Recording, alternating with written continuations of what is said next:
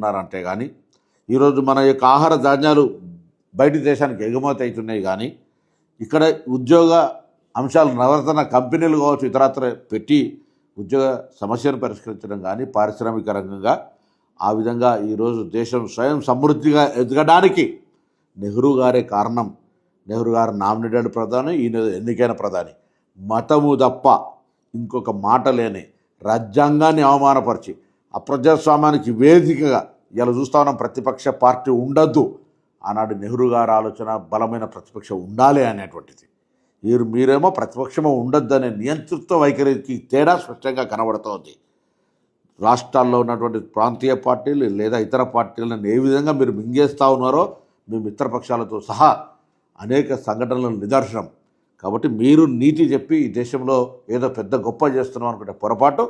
ఈరోజు నెహ్రూ గారి పరిపాలన యొక్క బీజాలే ఈ దేశ అభివృద్ధికి సంబంధించినటువంటి కారణాలు అనే మాటను మరొక్కసారి తెలియజేస్తూ, నెహ్రూ గారు లేని చరిత్ర భారతదేశ చరిత్ర కాదు. ఈరోజు నరేంద్ర మోడీ గారిని ప్రశంసించుకోండి కానీ ఇంకోరిని చరిత్రను అవమానపరిచేటువంటి విధంగా బీజేపీ మాట్లాడాలి.